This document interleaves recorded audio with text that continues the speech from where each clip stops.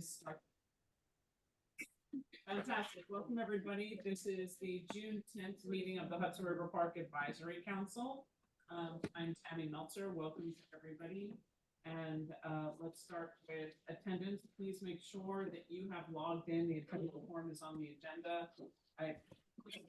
Everybody logs in. That's how we work for things, fun things like membership and stuff.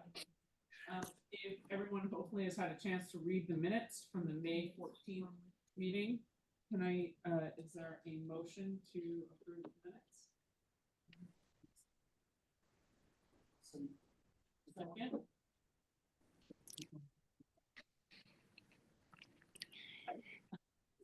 Second, perfect. All right, so let's do, we're gonna do a vote by affirmation. We'll assume everybody's yes. Are there any in opposition to the minutes? Recording in progress. Are there any abstentions? Hearing none and no recusals. Thank you. Minutes pass. Summer hiatus. We actually, as an advisory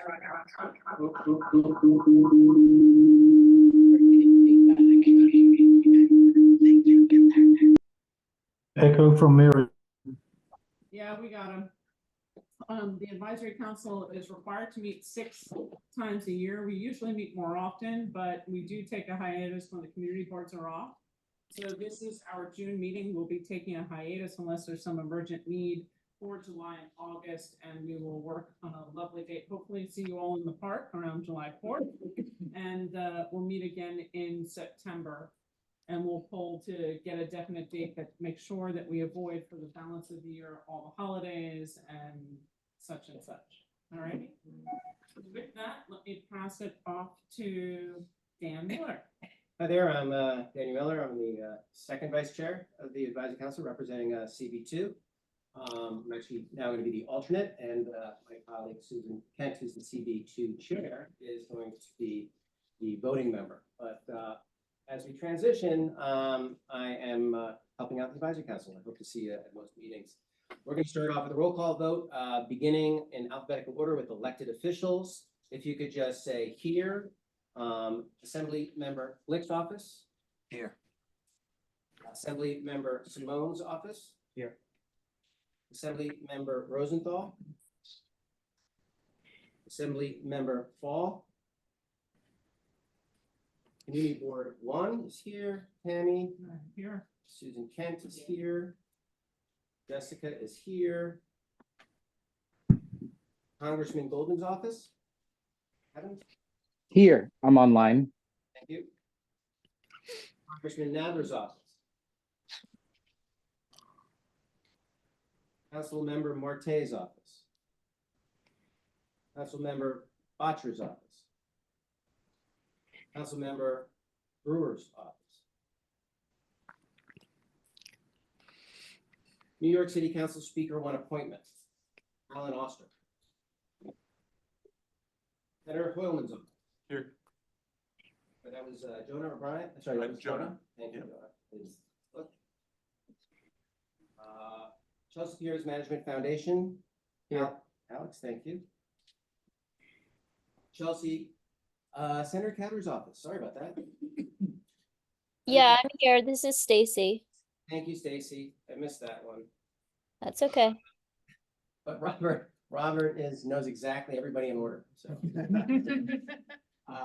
Chelsea Village Partnership. Thank you. Chelsea Waterside Park. Here. Thank you. City Club of New York. I saw Tom Fox. Council of Chelsea Block Association. Here. Albert? Yes. And so. Just one. So Albert, you're going to be the voting member today? Oh, yeah. Downtown Boathouse. Here. Thank you, Graham. Yep. Downtown Little League. Recording in progress. Thought I saw Andrew. No? Anyone from Downtown Little League? Downtown United Soccer.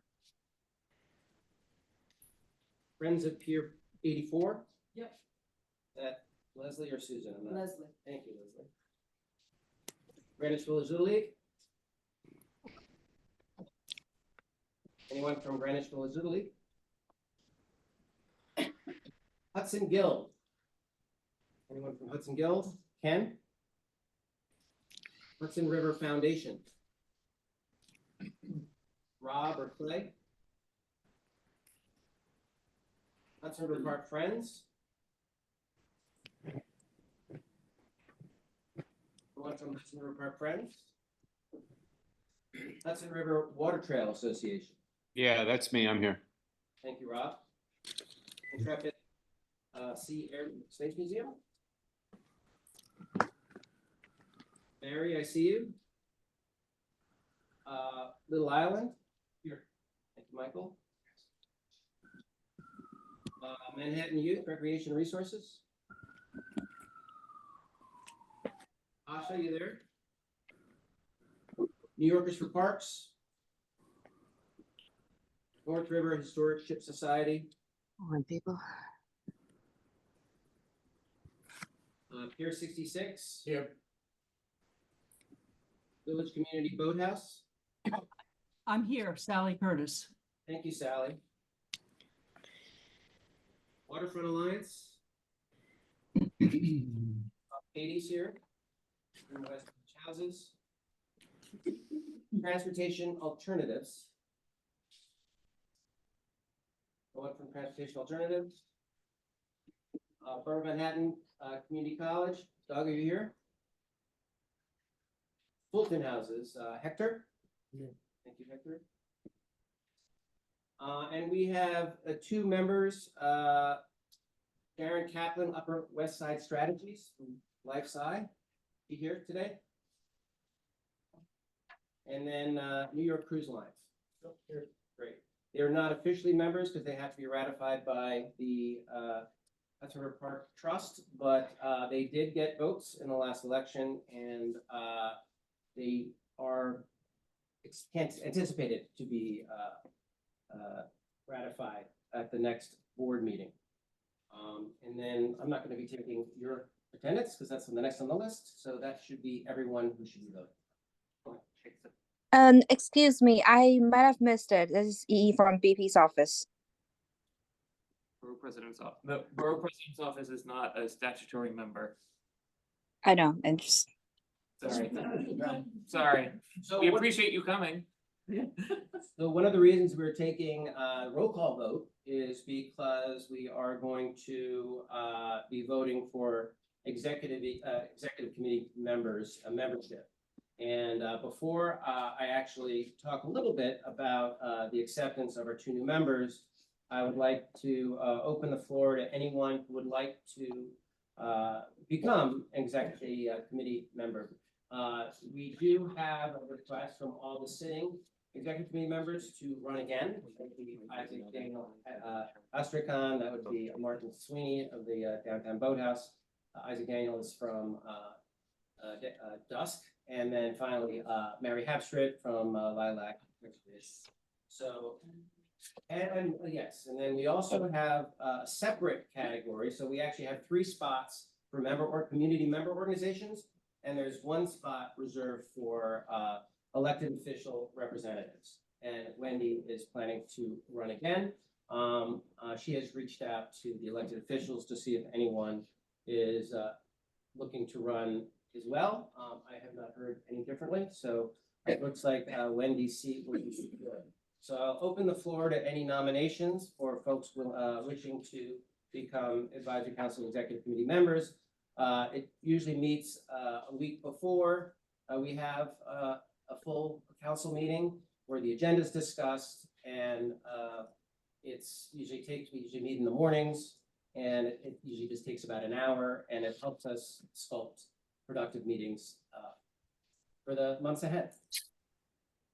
So would anyone like to nominate themselves or nominate others for an executive committee member? I see Rob Buchanan's hand up. Yeah, I'd like to nominate Tom Fox for the executive committee. Thank you, Rob. Any other nominations? Seeing none, I'd like to make a motion to, do I hear a motion to close the voting for executive committee member? What's going to happen after this, just to be clear, is, the trust right now is putting together a ballot.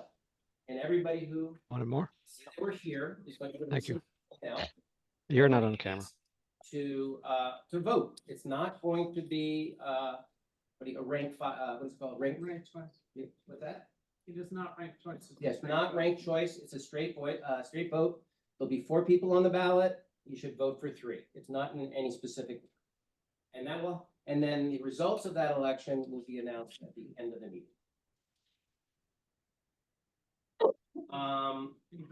Anybody have any objections or discussions about it? Otherwise, I'd like to close the nominations. Seeing no hands up, we'll close that vote. Robert, do you have everything you need on that? Yes. Okay. Check your emails is the end answer to that, because all votes are done by email. If you have any difficulties with anything, please either put a note in the chat, and I will take a look at that for now, or send an email back. And now we're going to hold a block vote. How was your school today? I think we might Yeah, want we're using one. I don't know. I don't know. I can't open it. Friends, or you also if you want this. Yeah. But he's the vote man. Okay, gotcha. So now, because there was just a little bit of a hiccup, things happened fast the last meeting. There were a little bit confusion. There were some current members in good standing, and I'll name them: Hudson River Park Friends, Little Island, Manhattan Youth Recreation Resources, Pier 66 Maritime, West Village Houses, and Fulton Houses that are members in good standing. And I would like to take a block vote in the sense that you don't have to say yay or nay, but if there's any opposition to any of these members maintaining their position on the advisory council. Is there any opposition? Otherwise, as a block vote, hearing no opinions whatsoever, I would like to officially say everyone is saying yay, and those 6 members are officially back in the advisory council as organizational members. So moved. Just so that everyone else knows, one final note, we have 28 seats for organizational members. Only 25 seats are currently filled. So should you come across an organization that you feel qualifies for the advisory council, please welcome them to apply, and we can always hold a special election. And hearing no questions, seeing no hands, I think that obviously take a look for your emails when it comes out, and we'll move right along to the presentation by the Battery Park City Authority, who have shown up in bulk and force, and I appreciate that very much. I'm going to welcome Glenn. Are you starting us off tonight? Yep. Sure. Welcome, Nick Spordone. Good evening, everyone. As Tammy had said, Robert and team, thank you. Nick Spordone from the Battery Park City Authority. We were last before you, and I know this because I did my files when I was getting the presentation ready to send over last June 13th. So about a year ago, today, 2 days short of that, we were here briefing you all on what at that point was the in-progress portion of the design for the Northwest Battery Park City Resiliency Project. We are now back before you tonight. Tammy had requested we get back to you obviously before the break for the summer, which made a lot of sense to us as well in terms of timing. We are now approaching the 60% design mark on the Northwest Battery Park City Resiliency Project, which, as you may recall, extends from the top part of the Museum of Jewish Heritage in South Battery Park City, up along the Esplanade, across the North Esplanade, and into Route 9A Tribeca before terminating at a point western Tribeca. The areas of most interest, I would imagine, to the Advisory Council are the top portion of that, so the Route 9A Tribeca portion, and more importantly, the crossing of Route 9A and the North Esplanade in Battery Park City. So with that, we have some members of the team here, led by Gwen Dawson, our Senior Vice President for Design and Construction, and we'd like to certainly catch you up on where we are now, and then obviously take some questions as they come. I think we have about 30 minutes allotted. So with that, I'll turn it over to Gwen, and thank you. Thanks, Nick. Sure. Good evening, everyone. I'm going to stand up because sometimes I like to point as I'm talking, so it's easier to do that if I'm standing here. As Nick said, we've advanced our design on the Northwest Battery Park City Resiliency Project, and to a point where it makes sense for us to have another conversation with you and have you be aware of what we've been up to. Before we do that, who's That's me, sorry, I'm trying to get you up. okay? Okay, it's okay. You can tell me when next. Okay, next. I want to give you a little bit of a snapshot of both of our large coastal resiliency projects, because we have one in the south that's currently under construction, in addition to the Northwest project that it's currently in design. So if we're looking at the map here, orienting you to the south, this is going north to your right, all the way up to Tribeca. So the area that is currently under construction is our south project, which extends from, did we? It was touchy. Sorry. It's okay, that's all right. Which extends from the Battery around State Street across the northern end of the Battery, across Pier Plaza, Wagner Park, the Museum of Jewish Heritage. That's under construction. And we are anticipating a substantial completion of that project next spring, so just about a year from now. The Northwest project is a much longer one, and it starts at the end point of the South project and will ultimately connect to that project. It extends along the waterfront all the way up to the northern edge of Battery Park City. But in order for us to reach a high point, which means that we have to, in order to achieve our design flood elevation, we have to find a place that naturally exists at that elevation in order to end the barrier system. We have to take it into part of Tribeca, which means that we have to bring it across Route 9A up to North Moore Street and then down North Moore Street to Granite Street, because that's the point at which we achieve our design flood elevation with natural topography. It does not require a new barrier to be constructed. Next. Again, this is showing the kind of the same area, but it shows what our convention has been in terms of identifying sub areas of this project during the course of design. Because it is a long project area, a little more than a mile long, we've during design broken it up into what we termed reaches. Now we're going to shift a little bit as we kind of shift out of design into construction, so that our naming convention will bear a little bit more familiarity with kind of what you associate the areas with on a day-to-day basis. But we're going to take we're taking a quick look at these other reaches that are further south, but we're going to concentrate on these two reaches here, because these two reaches, reaches 1 and 2, which are West Street Crossing and Tribeca Reach, and the North Esplanade, are the areas that abut Hudson River Park, and this area of the estuary and the sanctuary. Next. As Nick mentioned, we were here about a year ago when we were at 30% design. We have progressed through 40%. We're now at about a 60% design level. We are going to continue to advance the design to completion, and then we look to start construction next year, probably in the middle to latter part of 2025. Next. To underscore the objectives that we have for this project, it's not only the flood barrier system for the storm surge. That's certainly the crux of the purpose for the project. But that also allows us to meet FEMA requirements for FEMA certification, which takes some of the requirements for flood insurance away from residents in the area.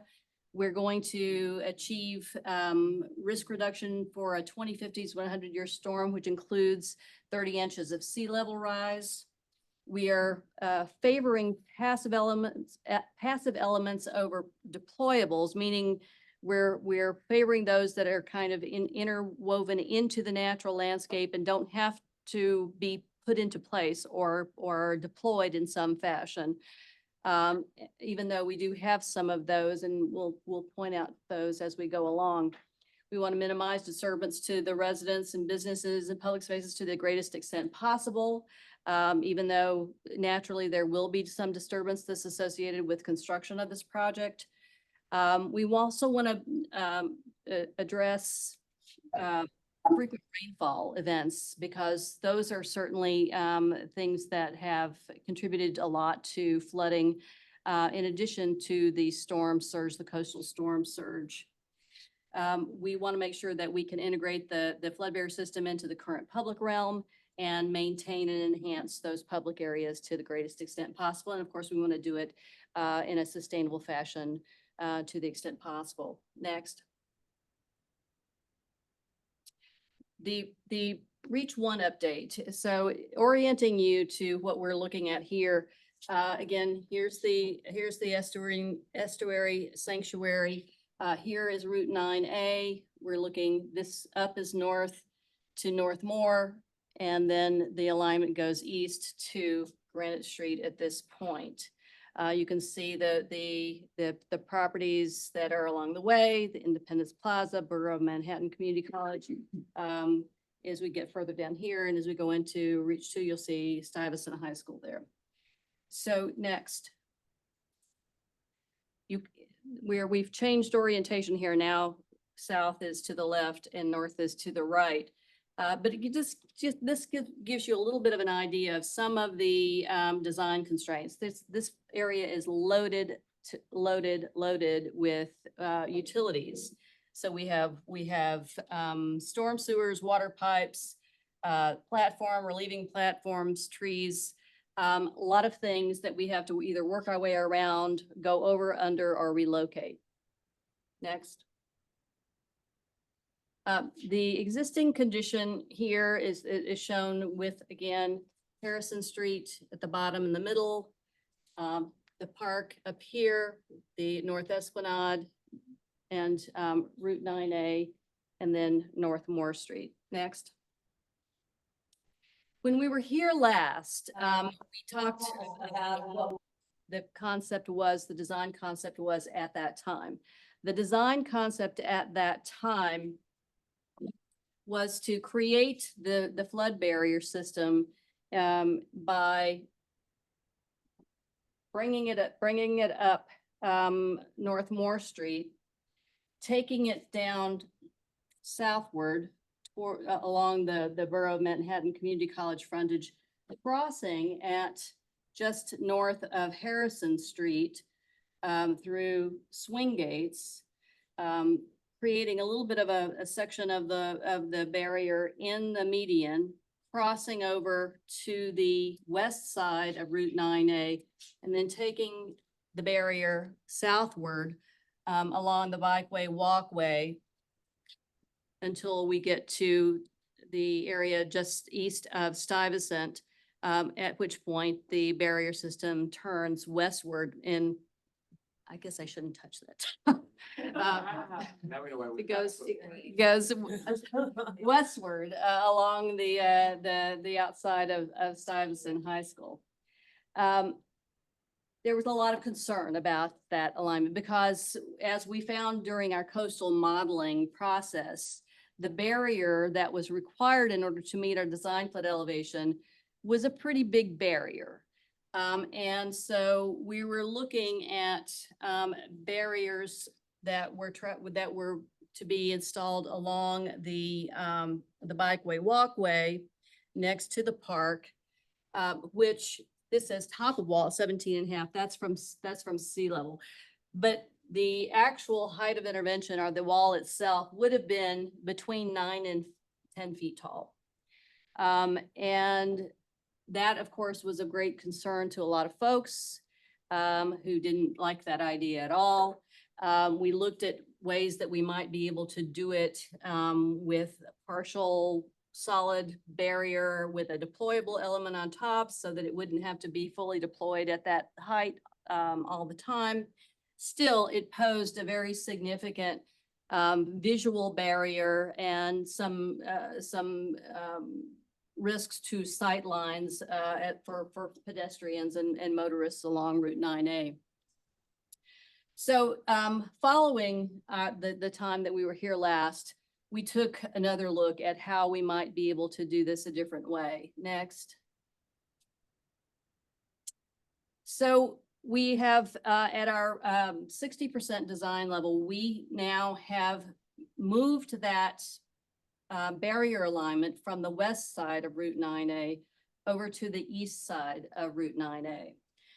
We're still bringing it along the south side of, the south side of North Moore, but then we're bringing it, I didn't touch it. It just went. Then it turns south and it hugs the outside of the Borough of Manhattan Community College buildings, runs along the building line outside of the building with deployable elements, meaning deployable gates to preserve access. So entrances and exits can be maintained in the buildings. It requires another crossing here of Harrison Street. So there would be a deployable gate installed at this crossing. Then the barrier would continue southward and it would not cross Route 9A until it gets pretty much even with the North Esplanade and the Stuyvesant building, the north side of the Stuyvesant building. This would be where the crossing would occur. And it would be done through deployables. We are currently still in conversation with New York State DOT and New York City DOT regarding what these deployables consist of. There are different ways of doing this. There are swing gates that swing into place when you need them. There are sliding gates that again are stored in pockets and that slide across when needed. And there are flip up gates that are embedded into the surface that then flip up into place when needed. We're looking very hard and trying to make the flip up gates work here because that then has the least impact on visual obstructions. Because when they are not in a deployed position, you don't see them. Whereas with the swing gates or the sliding gates, they are visible at all times, just not in a deployed position. But ultimately, that final decision rests with our in the context of our collaboration with New York State and New York City DOT. Next. Again, this just shows what we're doing in terms of introducing some plantings, maintaining the access, the deployable access into the buildings, and some of the components that we're including in the flood barrier system on the east side of Route 9A. Next. So what's changed since the 30% design? We've again moved the alignment from the west side of Route 9A to the east side. We have moved the crossing of Route 9A further south than it was previously depicted. We are maintaining the flood wall at the exterior of the BMCC buildings. We've added another deployable crossing of Harrison Street. We are maintaining very close design coordination regarding the BMCC frontage and access and egress. Very close coordination with New York State DOT and New York City DOT regarding the deployables for Route 9A and with City DOT for the Harrison Street crossing as well. Continue to have to address accommodation of utilities and infrastructure. And we are starting to really engage very seriously on the development of the wall profile and the materiality of the flood barrier. Next. We're going to show some images of what this may look like or what we intend for it to look like. So you can see this point here, North Moore Street, West Street. You can see the flood barrier starting to appear here along the outside of BMCC. We're having a deployable here. Pick it back up here. There's a deployable across Harrison Street, and then you can follow the barrier system as it proceeds southward, again with more, deployables here until we get to the crossing area. Now, what this does, and I think that what we did was try to be responsive to the concerns that we heard throughout last year as we were looking at this 30% design. We are trying to maintain this visual connection. So when pedestrians walk towards the water, down North Moore, down Harrison Street, that visual connection with the water remains as pedestrians walk along the east side of Route 9A, looking towards the water. That visual connection with the park, with the water remains, and there's not an obstruction as existed under the prior design concept. Next. Another rendering looking southward along the east side of Route 9A. Again, we've got the flood barrier system here, which is still a very a significant barrier. What we're looking to do is to try to create a compatible design with the facade of BMCC, create new opportunities for plantings and seatings along that stretch of Route 9A. Next. Again, we are at the corner of North Moore and Route 9A. As we turn that corner, you can see the flood barriers as it is introduced to that corner. Right now, there's a parking garage and a parking area behind here. So this would be, this barrier system would be in front of that. Next. Moving to Reach 2, which is the North Esplanade for Battery Park City. This area right here, which is actually obscured a little bit by the Stuyvesant High School image itself. But we are, as we looked at this last year and at the 30% design, there were also some things that were a little different than what we're showing now. So let's go to the next one. Thank you. Again, we have lots of constraints here. This whole area is a relieving platform, meaning that there's water that's running underneath it. This relieving platform is constructed right up against the foundation for the school. To do anything with it, we have to do a reconstruction of this esplanade. We've got lots of storm sewers, water pipes that again we have to address in some fashion or another by either moving or avoiding. Next. One of the things that we wanted to try to take into account is, in addition to the constraints, in addition to the challenges of creating this flood barrier system that would provide the risk reduction for all of the property areas behind it, we also wanted to take a look at what some design opportunities might exist for enhancing or improving the areas. Now, if you look at this orange dotted line, this represents the flood barrier line itself. Now, that line hugs very closely to the outside of Stuyvesant High School. This platform is going to be raised in the process, which gives us also some additional flood risk reduction simply by raising that platform. And then we've got a barrier that then hugs the outside of the wall of Stuyvesant High School.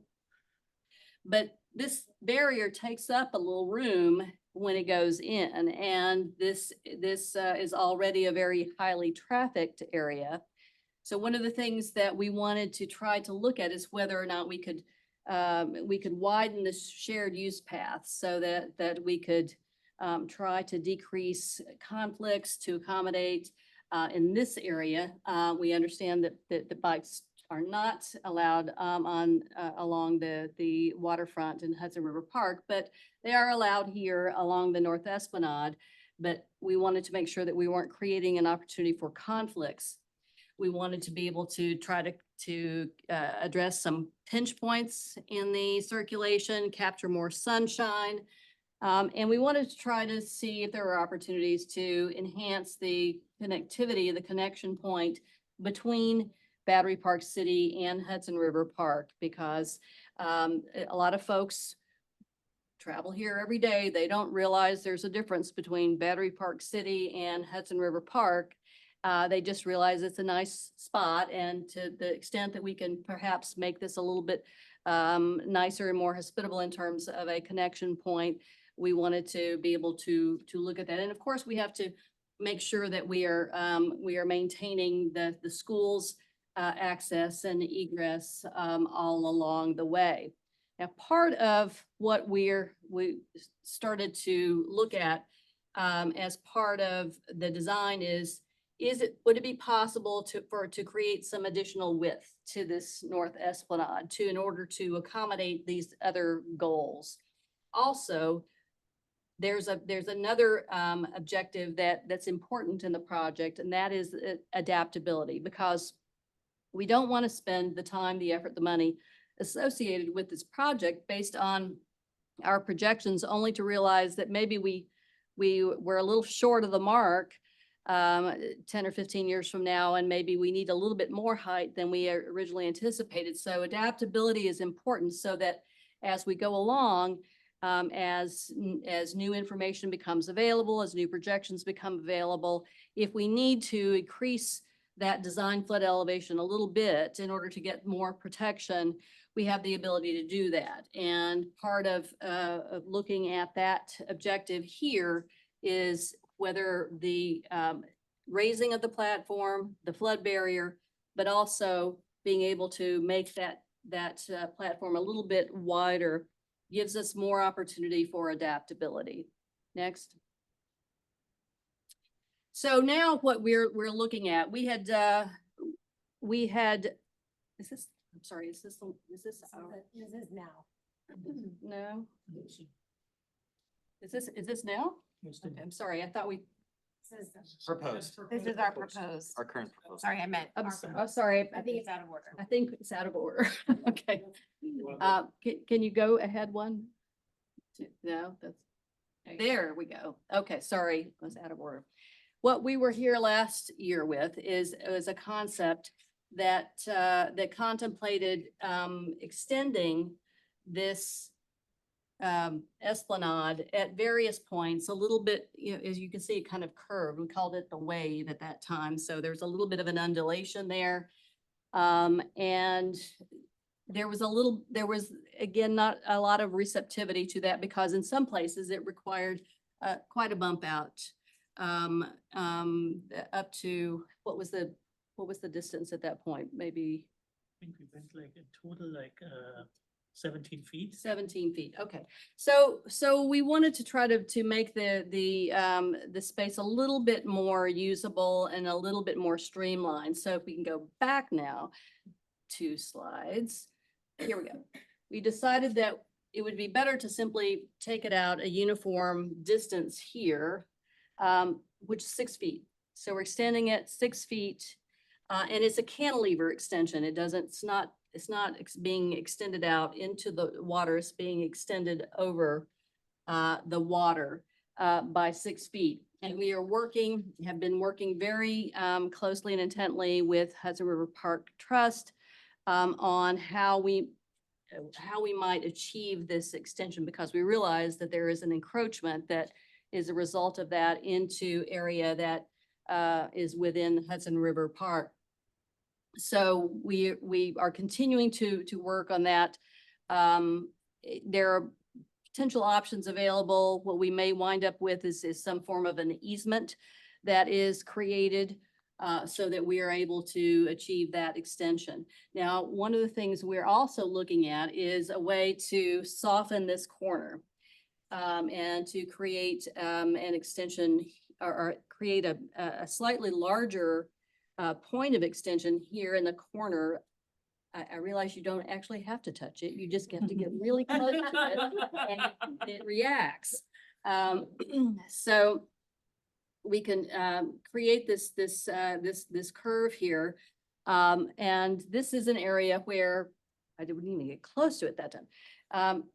This is an area where we're working with Hudson River Park Trust because we need their additional input on how this is treated, because this winds up affecting the appearance and the operation and the look and feel for both the park and for Battery Park City. So we are continuing to work very closely with Hudson River Park Trust, their staff, to make sure that the way that we are creating treatments here, surface treatments here, is consistent between the areas. But we are still creating this sort of undulating path, and it allows us to widen that path. It also allows us to create a second lower level that's closer to the water, which is really a nice effect. Next. This just shows you the different orientation here with the park, the bikeway, walkway. This area that we're looking at is still being under development with coordination between Battery Park City Authority and Hudson River Park Trust. Next. Next. So a rendering of kind of what the effect of this starts to look like. So a rendering, if you were flying as a bird above here, you would see that we're creating a new waterfront area with seating. There's a widened shared use path. We are looking for opportunities for enhancing in-water habitats. That's also something that we're still in close collaboration with Hudson River Park Trust about, to make sure that we get the right solutions there. It actually winds up having a quite nice effect. And here under the little, this little rectangle is where we're looking to enhance this connection and soften that connection between the Esplanade and the park. Next. So the things that we've changed here from 30% to 60%, we streamlined the geometry of the North Esplanade edge. We focused on improved connection between Battery Park City Authority and Hudson River Park, and we've created a bi-level walkway along the North Esplanade. And this shows the I think quite lovely effect of that, where there's a lower level that's a little quieter, it's a little calmer, not a lot of as much hustle and bustle, but we've got universally accessible with a lot of very nice peaceful seating opportunities, with the bulk of the activity, the circulation activity, occurring up here. And then, of course, we're maintaining the connectivity with and the access and egress for the school. Next. Just another view looking towards Rockefeller Park. Next.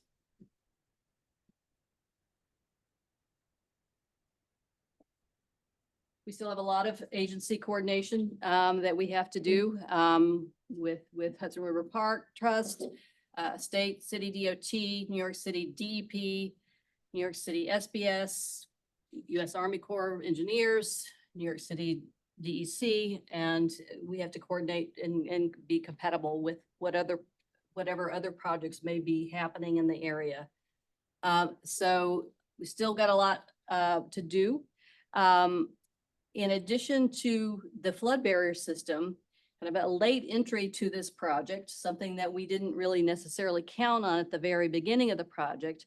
But as we continue to do our modeling, not only our coastal modeling, but our interior drainage modeling, because we have to deal with the coastal flood surge, but also water that may be collecting and ponding behind that barrier system as a result of the surge or heavy rainfall. The interior drainage modeling revealed that in order to accommodate all of the potential ponding behind that barrier system, we actually needed to build a permanent pumping station in order to pump water out so that it did not create ponding situations over 1 foot, that we're trying to keep any areas where, low-lying areas where there may be ponding to a potential of less than 1 foot of ponding. In order to do that, required a larger piece of infrastructure than we had originally anticipated. The location that has been selected for that pumping station is just to the east of Stuyvesant High School in the plaza there, next to the school. Now this pump station has not yet been designed. There are concepts that are out there, but this is kind of a lagging item. It will have its own design timeline. It's part of this project, but it will have a lagging timeline associated with it. The objective being that it's all finished at the same time, but it'll start later, and we will have a different kind of design progression that we will then be bringing to the public in the same way that we have been updating and involving the public in the design of the flood barrier system. The objective is that most of these most of the infrastructure associated with the pump station will be below grade. That's the objective. We will be providing a design timeline in the coming weeks so that you can follow along with the development of the design for the pump station. Next. That's the presentation. Now I do have some technical experts here, and I'm sure that you may have some questions that I will defer to the folks on our design team and our PDB contractor team to answer, but thank you again for inviting us. I know that we have questions, so thank you very much. I've seen some, it starts. Yeah. Yes, I was just, if you were not present for the roll call vote, that means you would not have received the oath vote. Please just chat us and let us know that you are here now. I saw that Andrew Zelter is here, so he should have received it. Anyone else who missed the roll call vote, please message us. Please also take a look at your spam folders if you haven't received it. And if you still haven't seen it in your spam folder or anywhere else, then chat us again and we'll figure out another way. Okay, on that, let's move to questions. I know we'll go online first. Tom Fox, you're going to be first, followed by Andrew Zelter. Yes, thank you. First question that comes to mind is just at the end, you're pumping all of this stormwater that comes in off the streets. Where will you be pumping it to? The estuary? We're pumping it through the existing outfall into the Hudson. So you'll be dumping it into the estuary? Sanctuary. Okay, thank you. Existing outfall already. Yeah, I know it's there, but then you're going to add to it already. And it's very large. And looking at capturing it in some way might be, and slowly releasing it at different times into the existing sewage system might be more useful. Wanted to compliment you. You did a great job. I mean, it really responded to all of our concerns and it was very well presented. Thank you very much. It's important to think about this stretch as not just the important to the look and feel of the Esplanade and the public spaces, but to the habitat itself. And I think you've done a good job at adjusting to that, but it is on the north side, so it will shadow a lot of the estuary area that's underneath it. And lastly, you have bicycles on the Esplanade. Will your design separate them so they don't go on to the Hudson River Esplanade? Because that's very confusing. That's one of the things that we are continuing to work with the trust and its staff on, is to make sure that we're not doing anything with the design of the extension of the Esplanade and that connection with the park that may encourage bicyclists to make that turn and go along the waterfront of the park. We are very, very, very focused on that and working very closely with the trust to make sure that we're not creating that kind of condition. Has Battery Park City ever considered banning bicycles on the Esplanade? Because there is a bicycle path, and I thought that was the initial intention of building the bicycle path in the first place, was to get the bicycles off the Esplanade at Battery Park City. I'll be happy to take that one for you. There was a Yeah. bicycle working group that was formed in conjunction with Transportation Alternatives, DOT, BPCA, our elected several years ago, and the overwhelming dialogue and agreement was not banning them from the Esplanade. So, certainly everyone can always look at it again, but it was asked, studied, and answered. If we could even get any of the tourist bike companies and anybody else to look at a map and understand that it's a shared space, it'd certainly be better, but this could be our real win for pedestrian safety by gently discouraging those who don't know. Any other questions?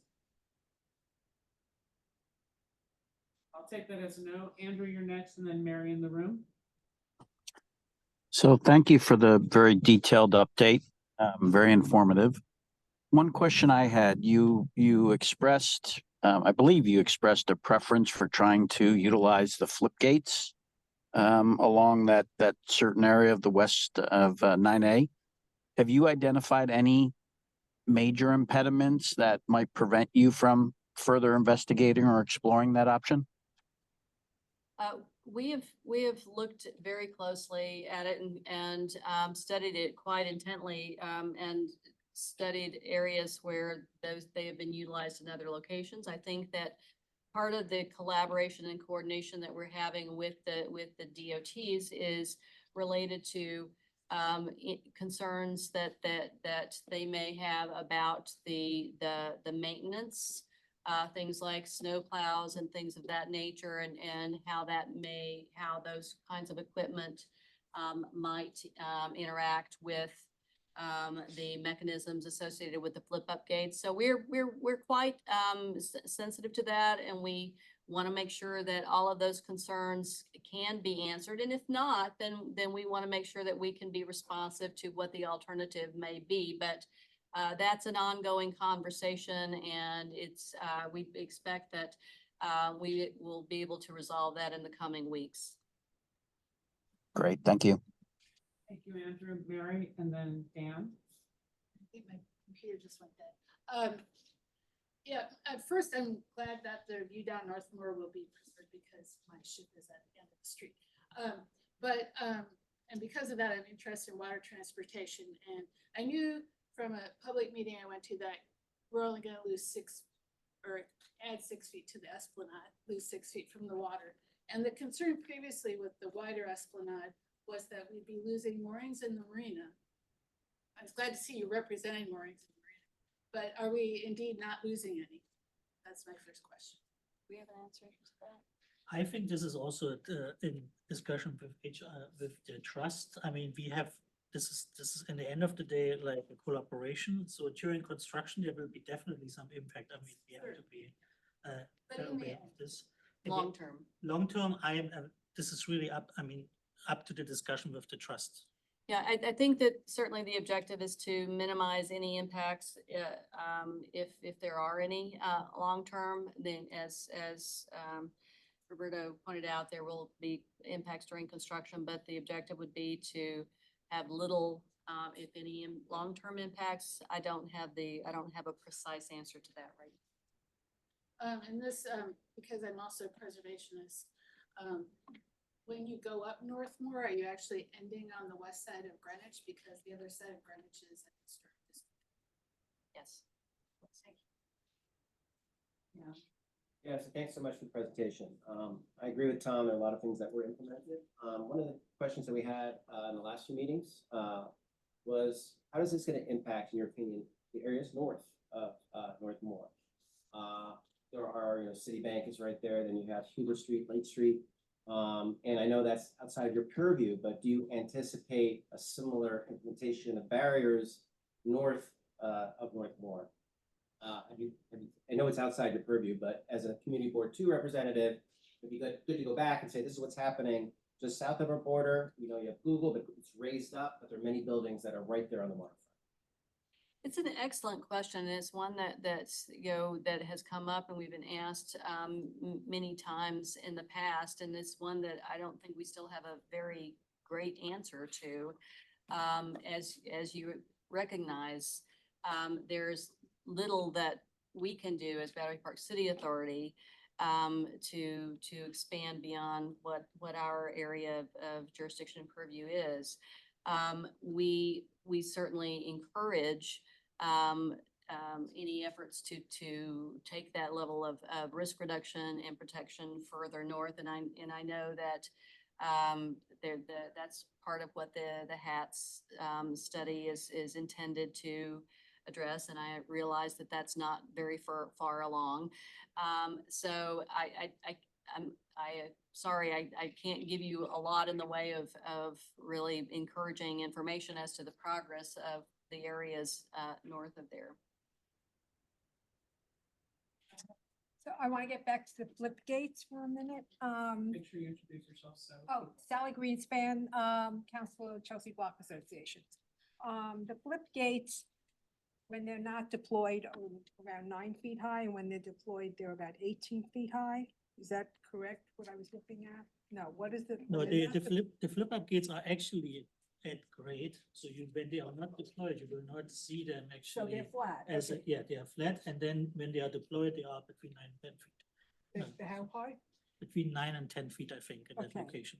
So, but you will, like, if they are not deployed, you will really. You won't not even see necessarily it. the Okay, truck. because wasn't sure about that wall and What how you were that did looking it. at, Okay. that number 17.5 is the elevation that they're totally building to with a 9-foot. It's, wall. yeah, that's a little confusing because that's that's Okay. the number of sea feet level. from That's sea why level. I Yeah. asked. Okay, so now that type of structure is used in other flood areas, correct? And there's obstacles here because they're concerned about, the mechanisms, et cetera. I don't know how those things are addressed, but I imagine there is a way to address them since they are used other places, unless there's something particularly unique about New York City and where these will be, or is it more of a cost factor? It's really a variety of things, and I'm going to defer to Roberto. I think we also have one of our engineers, Joe, on the line as well, who can weigh in. But there are a number of factors that there's. Yes, they have been employed in other areas and other roadways.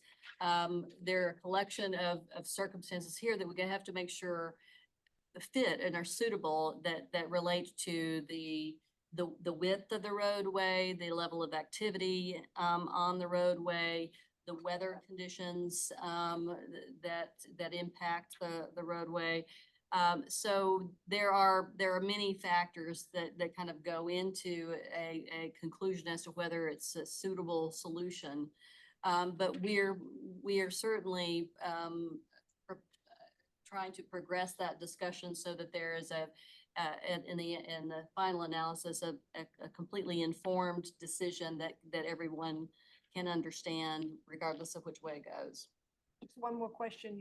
You're hoping for construction to begin in 2025? That's right. And what's the build out, and will it be by section?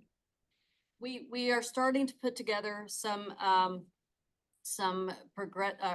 projections as to how the construction would happen, and we had a presentation about that for the CB1 meeting last week. We're going to be talking about that again when we have our public meeting for 60% design on June 20th. But I'll give you a little bit of a description of what we're looking at. We are expecting that the overall construction duration from the time we start the project until everything is completed is going to be about 5 years. That doesn't mean that everything in every part of the project area is under construction for 5 years. What it's mainly driven by is the very, very complex construction that has to occur around North Cove Marina, Brookfield Place. That's the most complex part of the whole project area. We want to make sure that we start in areas, number one, that take the longest. We want to start also in areas where there's the highest immediate risk. And this area from Tribeca to the North Esplanade represents a very high immediate risk. As I'm sure you all remember or are familiar with, during Superstorm Sandy, this area represents a low point for Lower Manhattan, Battery Park City, as well as the area on the southern end around the Pier area. And so we want to make sure that we get the highest immediate risk area under construction as soon as possible. And right now, there's a lot of questions that still we have to answer. We don't have all of the things, the construction phases identified precisely, but we're thinking that this between the North Esplanade and Tribeca will probably take in the neighborhood of about 3 years plus or minus from start to finish. So encourage you to take a look. We have a presentation on our website about the construction, what we know right now about what we're expecting from construction. We'll have more information at the meeting on June 20th, but that's what we know now. Thank you. Thank you very much. I have a couple questions. You mentioned a study area, and I asked Robert to put this slide back up because you're talking about some sort of habitat area to the right on the water side. Will there be any change, or in terms of what I see here is just a straight walk? So is there any touchdown to the water, any engagement into the habitat area? What kind of signage? What kind of public accessibility, even if it's just visual or information, would be? Because I don't see any here. That's one of 3 questions. Yeah, I mean, at the moment, there is not physical access down to the water. I think things like educational signage are things that we can explore, but at the moment, they're not represented here. Great. So that would be something that we, as depending on which hat I'm wearing, but in all hats I'm wearing, one for the chair for the advisory council, we want to know, because it would also, I would think, to Mary's point, affect maybe some of the people who use the moorings over there, depending on what's happening on the public side of the wall. 2, we'd like to see what the bottom half would look like. And then for CB1, everybody has always talked about having more integration, that it's very sad, other than a couple places that the trust does amazingly well, 8-8 Ganson Board and others, it's always a book don't touch. Right. So yeah, we are working with Hudson River Park to understand some of the things that were successful for them, so that we can use that on our front. But, yeah. And then you did show a lot of the molded concrete benches. I will say 3 things about those. 1, I would love to see something that is contextual in each area that you work on. So much as Mary, I think, or someone else had pointed out, when you're looking at them, that some areas are at the edge of the historic district, some are very banal, like the back of BMCC. Sorry, BMCC, that's easy. But when you start to take a look and you come into here, 2 things. 1, the city presented a community board 1 and said that molded concrete actually is not climate friendly, and that it retains a lot of heat, and it's not a great opportunity for being used in the resiliency projects on the east side, that they were looking at other alternatives. And I would ask you to take a look at some of the amazing work that's been done in the park here. If you walk around, for example, Little Island, they have amazing, natural, beautiful wood benches and stone benches and all kinds of different textures that bring a feeling of a real natural environment and fits beautifully. which is something Battery Park City has done well, and I hope you look at that in these. And skateboarders. Wow, that looks like a really fantastic skateboard ramp in all kinds of ways, but I'm looking at everything that I've seen in all of the molded. When you look here, it's a little bit more gentle because you've got the wood tops, but on all the other ones, I just, begging skateboard, scooter, don't want to see any of that on the seating surfaces, which is why I'm curious if by going with the molded concrete seats, is that a faux wall and why it's being done? It's not in most, I don't believe that it's a faux wall in any of the applications, although correct me if I'm wrong, but we've heard the response, and this is an area where we're not done yet.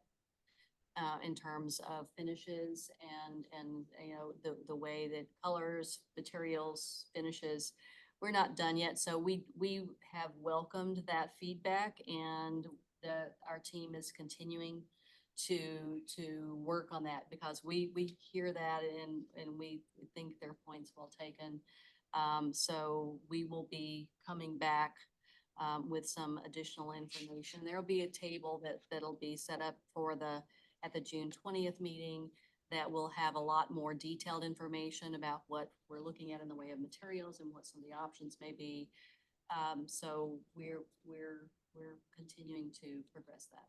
I think I would suggest taking, visiting Mr. Wiggins at Little Island and seeing what amazing, beautiful things they've been able to do on tight spaces that stack, that feel very natural and almost hidden. And yet it's all I could just add a little bit. I think it's great that, as you say, Little Island has that same condition of, you know, steep slopes, because what the precast modules are doing for us is they're both retaining earth, right, which allows us planting in some cases and allows us to bridge grade while also creating seating. Of course, wood topping, armrests, skate stops, all those things, if we were to continue a direction like this, still need to be integrated, but we're very happy to look at other precedents and see how far we can push the integration materially and otherwise. Do we have anybody else online who has any questions or anything? Okay. Well, with that, I want to thank you very, very much. I don't think I haven't heard anything necessarily from the advisory council about passing a resolution or a letter on this, but I will leave it to a suggestion that everybody goes to the June 20th full presentation that the Battery Park City Authority is doing at Stuyvesant. There's an Eventbrite, which Nick, you can email me that link again. I will share that with everybody. You'll get to see the full project. Certainly you can only apply for the first half if that's what you want as it relates to here, but it is well over a mile of western coastline that's being redeveloped. So it's something that I think is really critical for all of you. And I'll stick that in the chat. Okay. With that, thank you very, very much. Thank you. Thank you.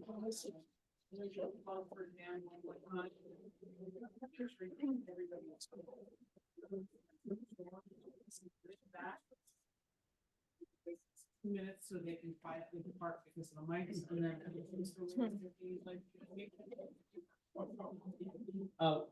before you do that, if anyone has not received an email, please let us know. In the meantime, use America, because does anyone that has not received the open vote, please raise your hand.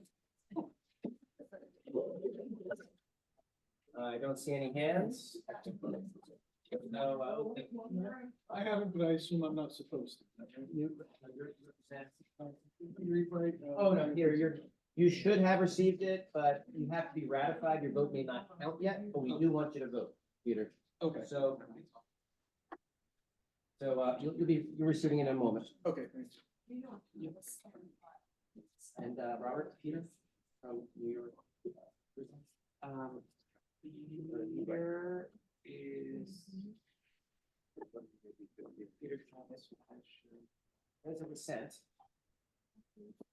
I don't understand. It comes forward and search for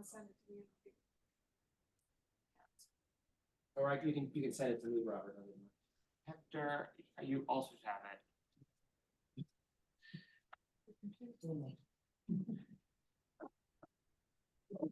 We could do is, yes, you need to have it digital. It just came in, good.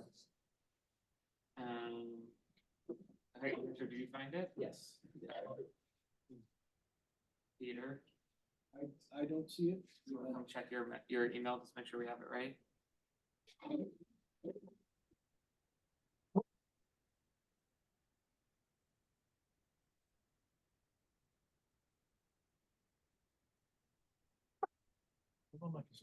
And then I dropped in the chat the Eventbrite link for everyone for, the June 20th. I will reply the email as well.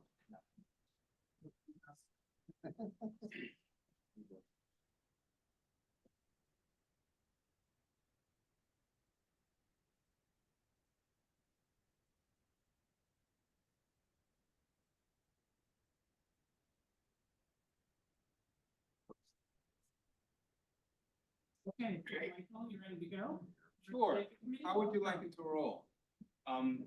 We submitted a report. You don't want the full, highlights of the report. Okay, I'm sitting next to Mary, who, Alan and I have inherited this committee from Mary. And I was just joking that I missed the first meeting they chaired because I was busy getting Lilac ready to move back to Pier 25 and completely spaced on it.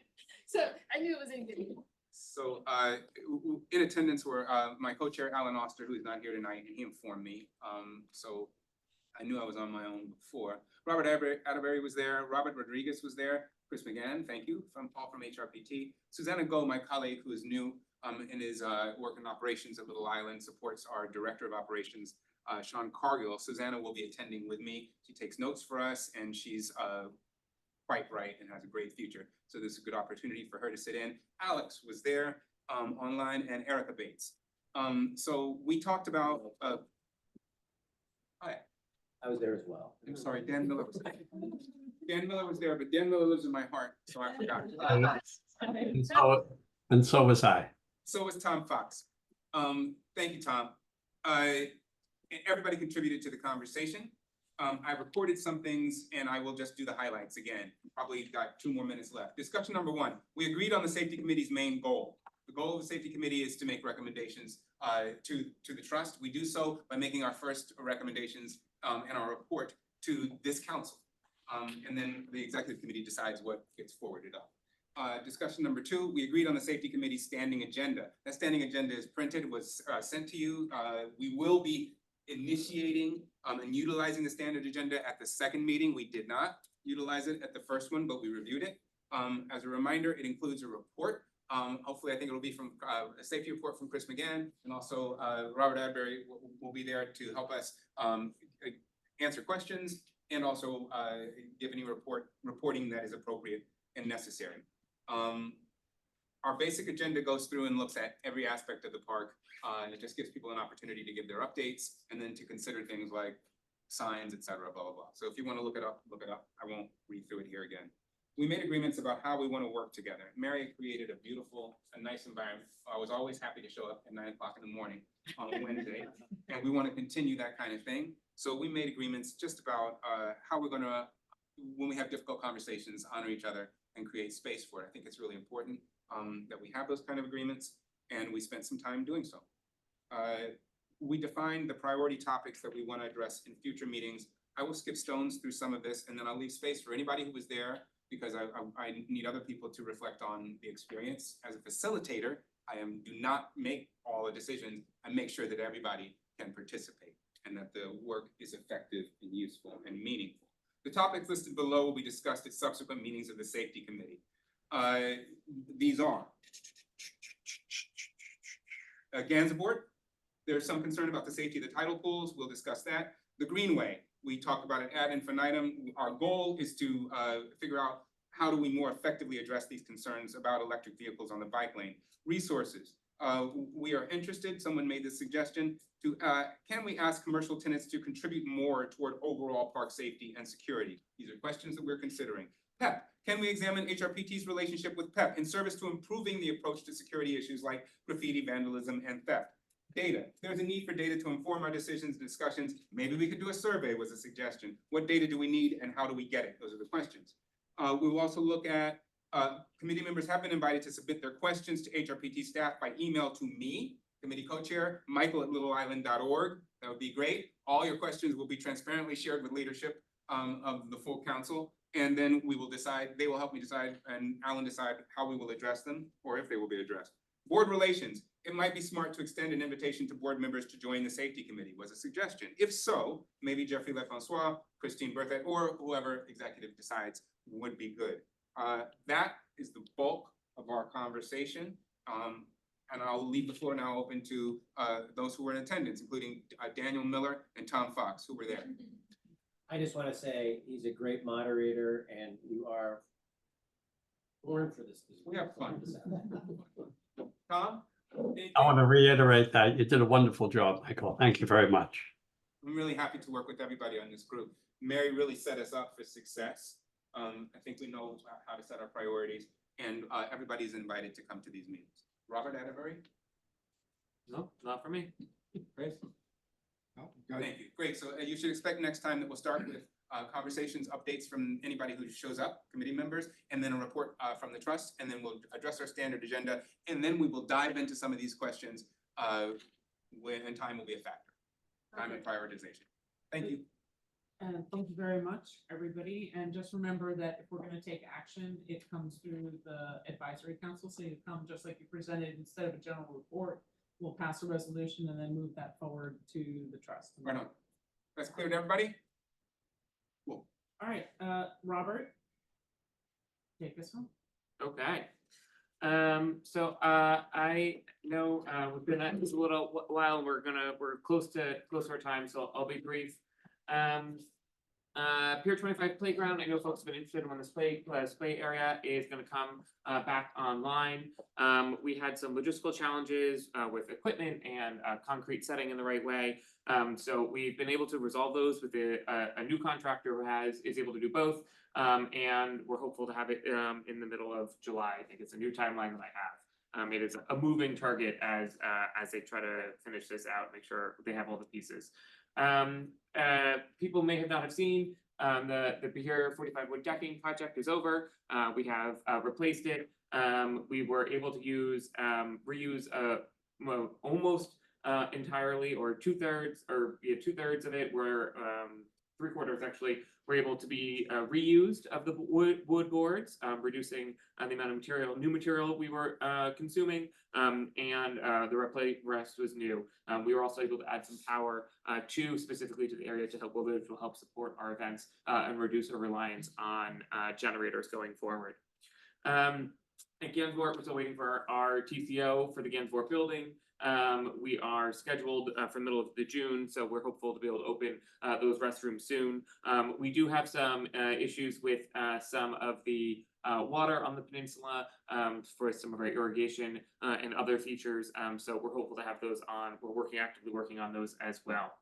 I want to make sure everyone saw that there are 2 meetings coming up about some design pieces for it. So for the 29th 44th Street design, that's the Esplanade from 29th Street up to just south of the Intrepid. We are working with Manhattan Community Board 4 for a kickoff meeting where we'll introduce a design team. That's going to be on July 11th. And so in between our next 2 meetings, we'll also be working with Manhattan Community Board 1 again to continue the SURM design conversation. This will be, I believe, the 4th meeting that we've done jointly with them on June 18th. Both have both remote and in-person options. You can check their websites, and I circulated a flyer to everyone regarding the Manhattan CB1. I have not circulated yet a flyer for the CB4 one. 97, we were able to open the lawn just this past week, very exciting, or this week actually, no, last week, last Thursday.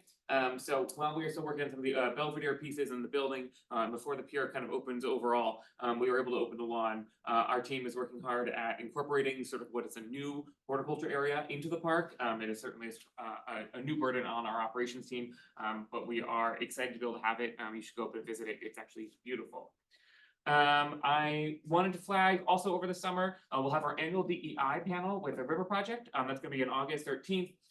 This year's conversation is Embracing Imperfection, Redefining Failure in STEM, which is really about a lot of the growth and way in which failure informs the growth of science. It's about the learning experience. It's a really great panel that we do with, we partner with our CUNY College mentors and others to put on. Our summer program season, I have circulated information about it. I've talked about it before. I have event calendars here in person for those.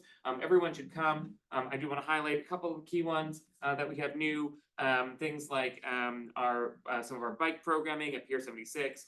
We have a unicycle festival coming over Labor Day. Sunset Salsa is back, as is Blues. We have the Pier 40 Wet Lab is up and running, Big City Fishing, Creativity in Nature. Dance is Life, which will feature Ladies of Hip Hop on July 8th. Obviously, Blues is back. Sunset on the Hudson will feature the original Village People Cowboy on the Pride Friday. And it will include a screening of the original YMCA music video, which was filmed on then derelict piers, now in Hudson River Park. We're really excited for it. We also have some cool new things that we're trying out this fall, including the New York Latin Food Festival, which will be again on 76. And Broadway on the Boardwalk. I'll send the announcement when we do it. This is a new one, Monday nights in July. We will be doing, which is when Broadway is closed, we'll be doing intimate performances up in Clinton Cove. We've really expanded our programming into some new culturally diverse pieces, as well as new spaces. So we've matinee music at 14th Street Park to help get some lunch crowd, as well as some more new programming up at both Clinton Cove and 97, as we sort of expand our footprint and push out from the historic areas of the park that have been finished longer. It's a big piece of what we do.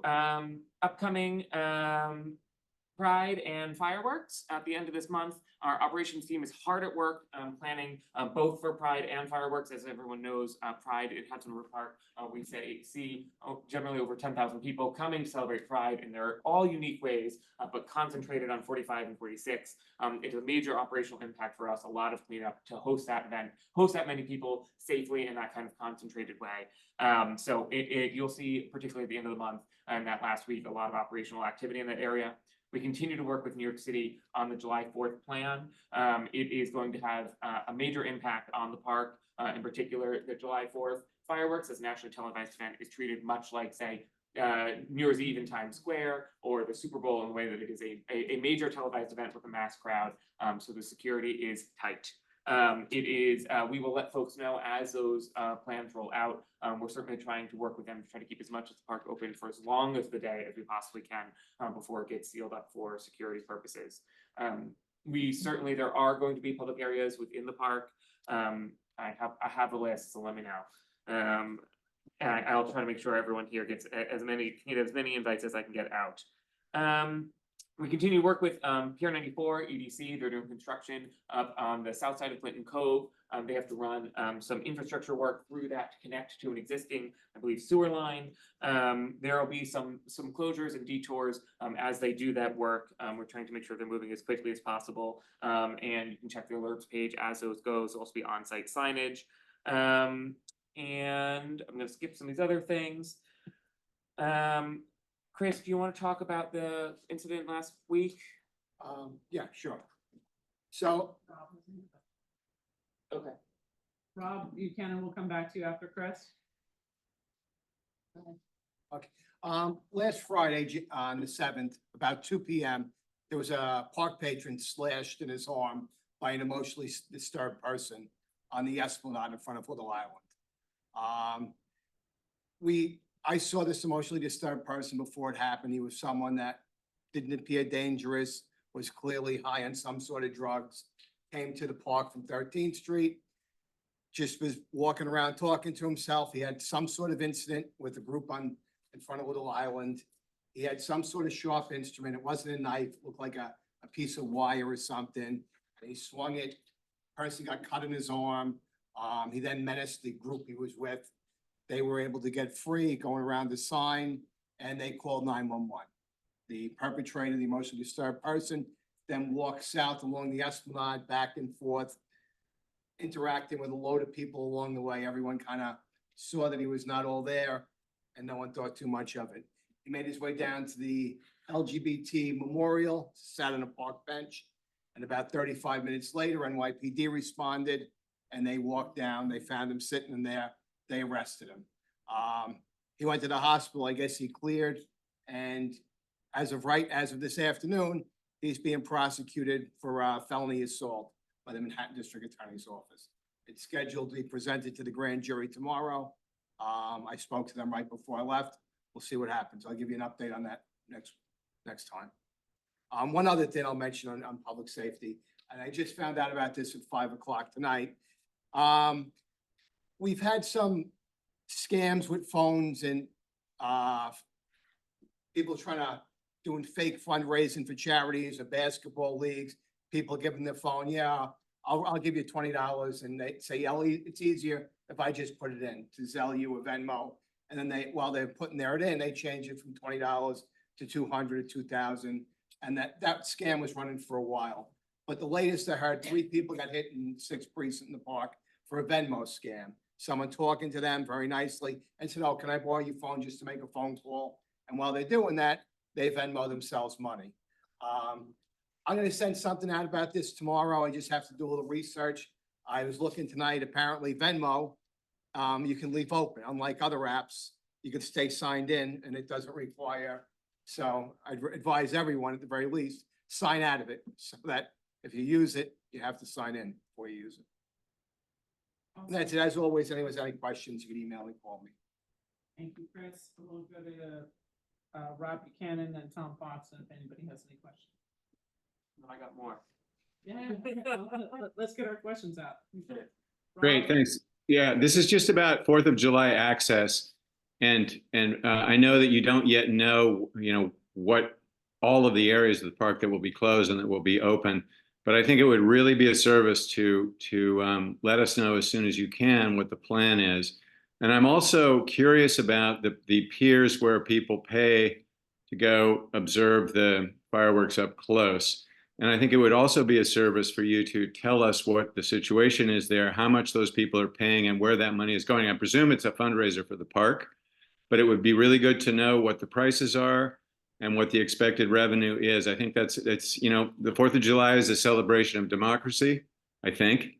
And, there's something that sort of rubs me the wrong way about people paying a lot of money to get onto a pier to watch fireworks. But I also appreciate that it can be a valuable fundraising event for the Friends. And so I'm not necessarily opposed to it. I just want to be, I want the principle here to be that we just communicate clearly what the terms are and what can happen and what can't happen on the 4th. So thanks a lot, and I hope there's some communication about that.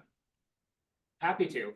Great news. We have no paid events on the piers other than Macy's, which is taking out a permit for its zone where they will be doing their concert and broadcasting just north of Chelsea Piers. There are otherwise no privatized viewing, nothing for Friends. I'm not quite sure where you would have gotten any of that. It is all without basis. So there will be public piers. It will be administered by New York City and CECM under the auspices of the Citywide Event Management.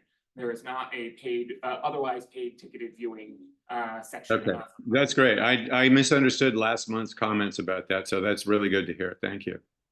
Very well. Fantastic. Tom and then Graham. Yes, thank you very much.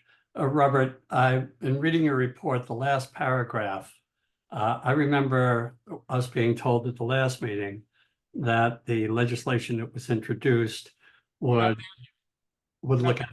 Can I get to the end of the report and then we can ask some questions about it? Oh, I thought we were in the Q&A. We're dead in the middle. Okay. Graham, do you have something that's Why we're queuing. Well, if we're not in the Q&A, I'll wait too. Okay. All right, great. I'll keep going. All of our water fountains and water features are on, including the fog plume at the science play area, which is new. This is the first time it's on. We're looking at doing some repairs to dock fenderings at Pier 25 and 26 area. We'll have to be working with some of our tenants on that. That's something we're examining now. We're also have some Esplanade railing south of 76 that needs repair.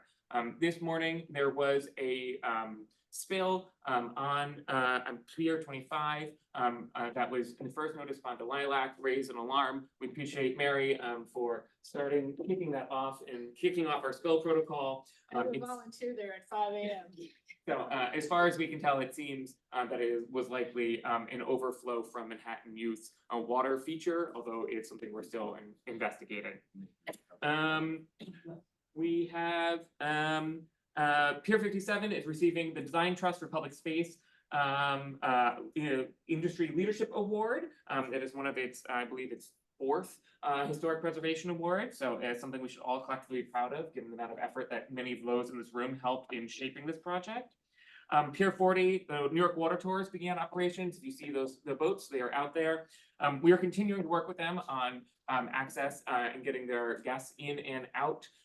We have to do some work on signage in the immediate area to help folks find where they're going. We're putting together a signage package now. Otherwise, it seems to be running smoothly. Obviously, folks, Katie, Daniel, others, always, if there seems to be a problem, give us a shout. We're happy to try to work with them as they do it. Particularly when someone new enters a space like this, there certainly are kinks that we need to work out, despite the best laid plans. Chelsea Piers, and as a member of the advisory council, they may want to speak about this more directly. Chelsea Piers is advancing, as under their lease, the public access, some of the public access pieces, including the public walkway on the south side of Pier 59. This was part of the new lease in 2022, and has installed the city bike docks, which I'm told are using regular and heavy usage already. So we're in a great addition to the park. You guys have anything you want to say? All right, are Nope. you done? No. I got the Intrepid, remove their chiller plant, won another lease requirement, returning 4,000 new public space. We talked about Battery Park City, and then I don't want to hear steel mess thunder here. But the S9408 A10224, sponsored by Seat Senator Brad Hoylman and Assembly Member Tony Simone, passed the New York State Legislature last week. This was legislation that was requested by Manhattan Community Board 4 regarding the additional uses at Pier 76. It will, we believe, will significantly help advance the dual goals of creating new high-quality open space and revenue generation. So we thank him for the support. Attached to that, as Tom mentioned, there was language that would require the trust to form a task force comprised of Manhattan appointees of Manhattan Community Board 4, the mayor, local elected officials, and industry representatives. If the trust goes to initiate a request for proposals related to a heliport. That's all I have. Perfect. Tom, you're up, and then Graham. Tom, you're muted. All right. When it was described to us at the last meeting by, I think, Representative Tony Simone's fellow, it was mentioned that there was a quid pro quo, that if there was half of Pier 76 developed for all of these alternative uses, the heliport would be closed. Now it's alternative uses for Pier 76, and a task force will be put up if the trust decides to remove the heliport. What has changed, and why wouldn't you want to remove the heliport? I can take that. Please, go ahead. Sure. So I wouldn't describe the way the original bill was as a quid pro quo. What we did was we wrote Pier 76 legislation and combined existing legislation that Tony and Brad have carried for years about closing the heliport. The priority was always passing a bill this year to move Pier 76 forward. The reason we had to pull back on removing a heliport as an allowable use in the park was due to concerns raised by colleagues of ours in the Senate and the Assembly who represent the East River, that by closing down the west side heliport, you'll shift all that helicopter traffic to districts in the East River. And there was a lot of basis to those claims. Really, the helicopter issue in the end is going to need to be decided on a more citywide, holistic basis. Because if we has like played whack-a-mole with individual heliports, we just are shifting the problem around, and any full solution is going to require something that applies to the city equally. But the Pier 76 bits passed as described last month. There was no changes made to that section of the bill. Oh, it wasn't the lobbying from the vertical helicopter industry. I saw several things saying stop the closing of the heliport, et cetera. It was just a realization that it would put additional pressure on the east side, not on the Wall Street heliport. Yes, That is on the east side, the Wall Street heliport. I understand, but they were talking about 34th Street, I think. that heliport as well. Yeah. Okay, I don't agree. Emails from folks in Thank you. Connecticut, but we do not listen to them. They don't go here. Appreciate the partnership. Okay, Graham? Hi, this is a sort of a public safety issue that came up last week, and I haven't had the time to write an email about it because I'm still researching it. So Rashi Puri sent us an email on Friday alerting us to a major sewer leak in Yonkers, and that we should just keep an eye on the situation because that could potentially affect our programming in Hudson River Park. And we agree with that. But then she referenced the New York City DEP website where they have a water quality website. And I'm not sure, and this is what I've been trying to research without any success, and so I'm going to hoist it on the trust, that is a reliable source for knowing if the water in the park is clean or not when there is a source of sewerage from outside of New York City, like directly over the river in Hoboken. There are multiple sewer plants directly across the river from the park. There's also Yonkers, and they're all major. So do we have any confidence that we have a reliable source? I mean, the park by law is required to host both swimming and kayaking. And so the obvious question is, how do we know that the water is clean when there is a sewer problem outside of New York City, but close to the park?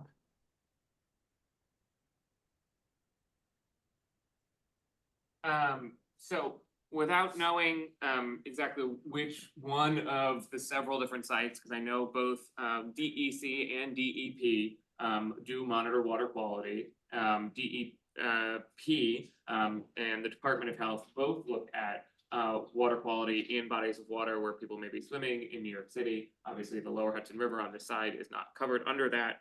I can't be sure. The question is whether or not I believe DEC and DEP have accurate information as it is represented. I'm going to go with yes. I'm going to go with no. I don't think they talk to New Jersey. But, you know, there's a legal issue here. If the trust wants to say that in public and tell that to its tenants, that's fine. But I would advise you to check. Unfortunately, Rob Pirani's not here today. He's Quality alert issued by DEC for the Hudson did not extend, I believe, as far as New York City. No, I get that. It's just that Rashi particularly referenced us to a New York City website run by the DEP. That's the only website she referenced us to. And I'm saying I don't think that one would include information about New Jersey or Yonkers. Okay.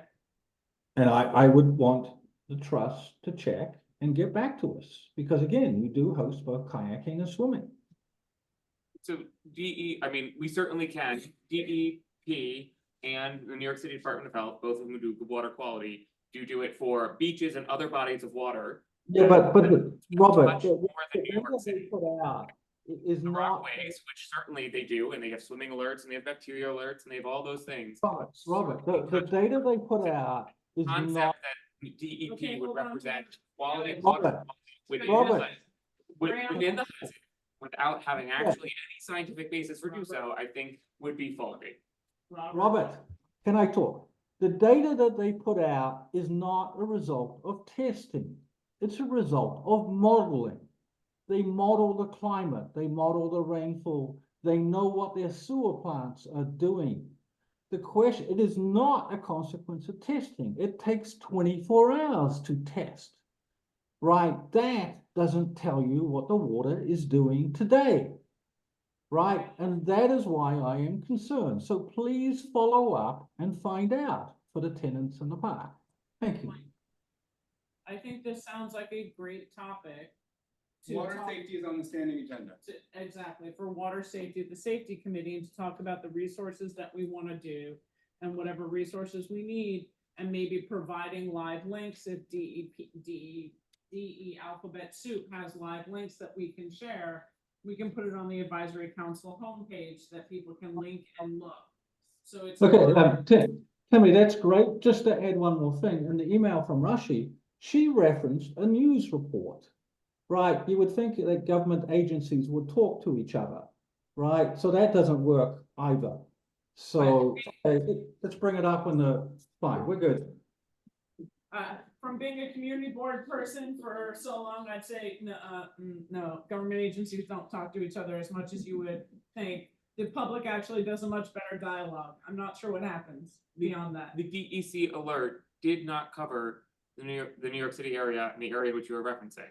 I don't think as an advisory email for that was not based on an actual safety alert that impacted your area, referencing a news article that is explaining the situation and advising you that you may want to keep an eye out for it was inappropriate. Okay, this is something that they can talk about in the safety committee, but how far afield they want to go for alerts and what and develop some sort of protocol. So I'm gonna check this back to the safety committee, and I think that's a great topic. And they can figure out resources and figure out where we want to go, and we can make a recommendation from that point. We can also add, as I said, live links to our own page that if that helps members of the advisory council and tenants in the park for live water section. Okay. All right, Tom, your hand is up and down. You okay? Yeah, I was just saying that when there's a spill like this multi-million gallon spill upstate, the river does run our way. And it would just be prudent to do a little testing, that's all. It's if it only takes 24 hours and only takes dipping a stick in the water and we have a river project, why don't we do that just as an exercise in caution? That's all. All righty. So thank you, Tom. Are you done? I am. Fantastic. So with that, closing the trust report. For new business, I will say, first, has everybody voted? Are we done? I think we closed it out. Fantastic. You did? Nope. Okay. Can I'm you gonna send let it them to figure me, that out. Robert? I'll let them For know. new business, we will send the results of the email of the elections out. Please note, we will be taking a look at our bylaws again, starting in the fall. So that'll be a new business comment. Wendy has graciously offered to be someone who takes a look at the bylaws again. So that'll be a new project that starts sometime in the fall. And with that, I think I'm ready to go. Are we ready to close? Not quite yet. Robert, let me know when you send it. Why do you have to call you? The only other thing that I was gonna say is, I did make an attempt to see if we could get one of the vendors to stay open till like 8:30, 9 o'clock, so we can get a drink down there before we leave. Tuesday nights are a tough night for them, so it's not very popular, which is a rough one, but when we look at our meeting in the fall, we can have a discussion if we go 6 to 7:30, which will give us a half an hour to go have caucus time. All right, so that's the only other thing for new business that I would like to say. Until that point, I hope that everyone enjoys the park, visit the park early and often, and many times. Is that a motion to adjourn? We have one more vote, and then you're gonna get the results, right? Oh, awesome. You're done? Okay, we're done. Should have the results. Make sure it was all in.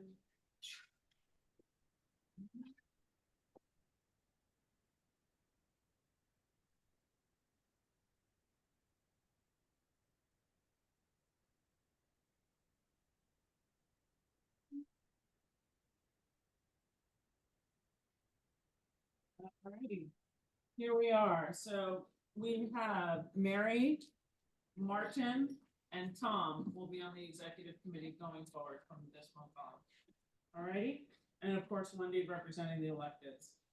Congratulations, and hope to, if you're here, see you over at Hudson Hubs. Exactly. Oh. Meeting was motioned. Do I have a second? Meeting adjourned. Thank you very much, everybody.